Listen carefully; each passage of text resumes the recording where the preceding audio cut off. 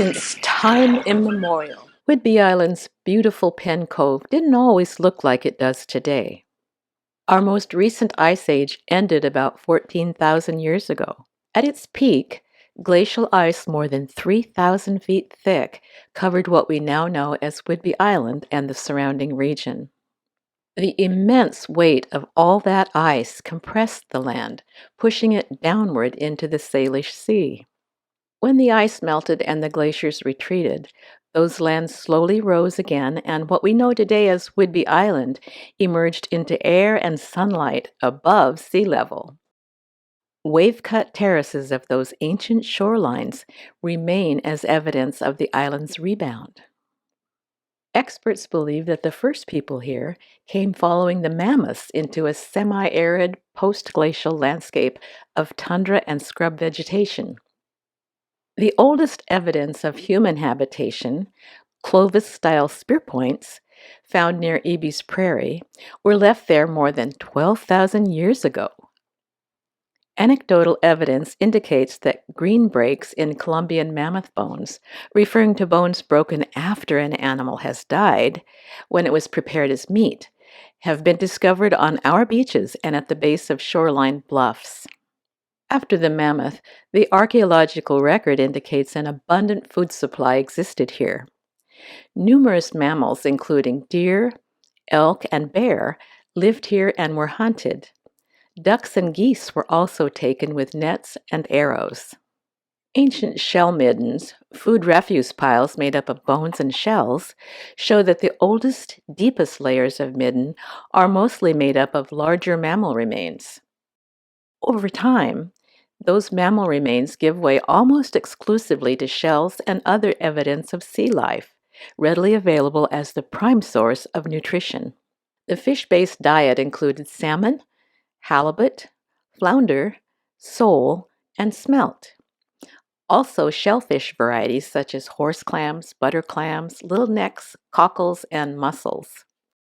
Some 9,000 years ago, as the climate became more moist, coniferous forests appeared, followed by permanent native settlements dating from at least 2000 BC, though perhaps much earlier.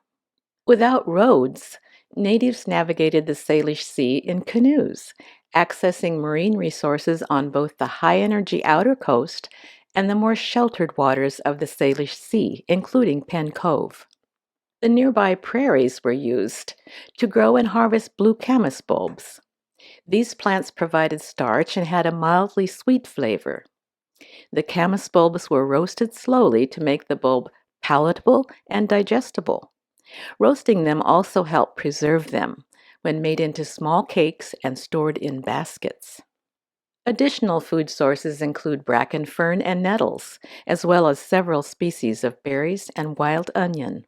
Vancouver and other explorers provided early descriptions of the Salish Sea and Whidbey Island. They were the first Europeans to enter the Penn Cove area and estimated that 600 natives lived in area villages at that time, though later visitors estimated a much higher population. The natives living on Penn Cove were the lower Skagit people. Over time, the native peoples developed a social system which functioned well in a world of small, independent villages. Unlike what old movies seem to portray and early settlers seem to believe, a united nation of tribes didn't exist.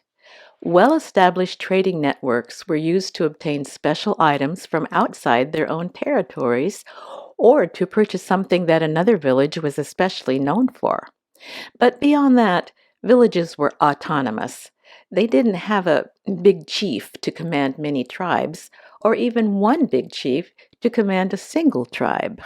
Various leaders served as chief in the areas they were skilled in and respected for. One person might be a war chief because he was a fierce warrior and strategist.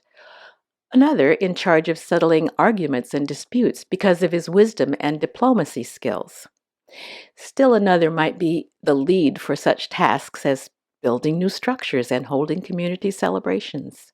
Everyone had a part to play, and even though the village structure might be considered loose by European standards, Established protocol, customs, and social status were keenly observed and defined their communities. A well structured class system dictated where some people might be allowed to live. An elite class, or good people as referred to by Skagit sources, would be those of pure Skagit ancestry. A lower class was reserved for those of mixed heritage, with a distinct class at the bottom reserved for slaves. In the Pen Cove area, there was an additional class of people who may have served as specialized tradespeople. Their name translates into taken person, but their status was clearly higher than slaves. Unlike slaves, they were allowed to marry up to improve their prospects. Snakelam Point on Whidbey Island, because of its high caste status, was where the elite class lived. They were descendants of the original Skagit and those considered to be of pure Skagit lineage. 3 families lived in the main longhouse at Snakelam Point. Nearby lived a specialized hunter group of intermediate caste. If one of the upper-class tribesmen from the main house wanted to go hunting, he'd arrange for a hunter to accompany him. Duhchuba Alchad. This was the lower Skagit name for what is now known as Snakelam Point. The point was named after Chief Snetlin's grandson, known to locals as Charlie Snakelam. Mr. Snakelam passed away in 1934, the last of the lower Skagit people to live and die at that site. Another important Skagit leader, Goliah, signed the Point Elliott Treaty on behalf of the lower Skagit people in 1855, restating and maintaining the tribe's ancestral rights to fish here forever. The lower Skagit people are now a part of the Swinomish Indian tribal community in LaConner, Washington.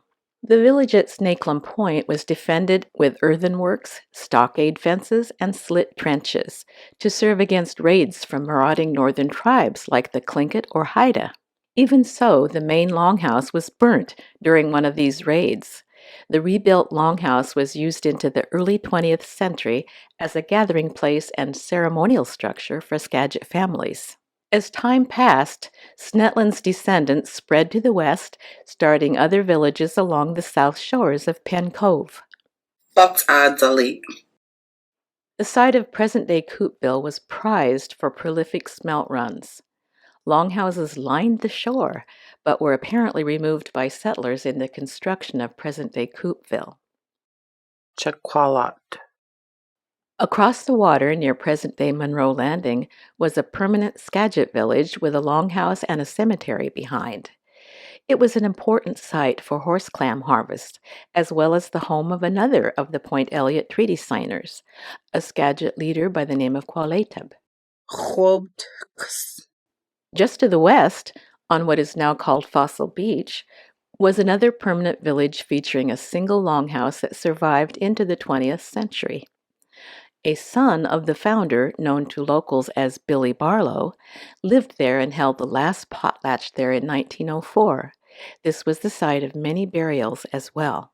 An established trail ran from Pen Cove to today's Fort Casey area. Just as later, in the days of the Triangle of Fire, with its concrete forts and huge gun emplacements, the bluffs at Fort Casey were once used by the Skagits as lookouts for enemy raiders. In later years, when raids from the north began to happen with more regularity, runners were trained to sprint from Snakelam Point along the beach to Fort Casey to watch for raiders and then report back. A canoe portage once ran from Pen Cove across the prairie and down to Eby's Landing. The Skagits used this area as a convenient place for friendly visitors to meet and trade with them, thus avoiding a rigorous, sometimes dangerous paddle around the island to Pen Cove. There were many Pen Cove Skagit villages. Each had its purpose and was known for the type of food that could be gathered there in abundance. The Skagit people of Whidbey Island consider themselves Lower Skagit, while their relatives who live on the mainland rivers are known as Upper Skagit. The Lower Skagit people are one of 4 tribes mandated by the Point Elliott Treaty of 1855 to live upon the Swinomish Indian tribal community. The mandate also includes the Samish, the Kikialis, and the Swinomish peoples, who make up the tribal community. It's located across the Swinomish Channel from Laconer. Many early settlers believed indigenous homelands throughout the country were not owned or fully utilized by anyone. But the reverse is true. Settlers didn't come to an empty land. The areas represented and connected by the Salish Sea and beyond thrived as unique civilizations since time immemorial, time before writing or even before memory, teeming with established villages, art, and culture, as well as sophisticated methods of hunting, fishing, and surviving on land and water. Today's Lower Skagit people still fish, still wrest a living from the same waters as did their parents, grandparents, and great grandparents, extending back to the beginning of human time. And they will fish here forever.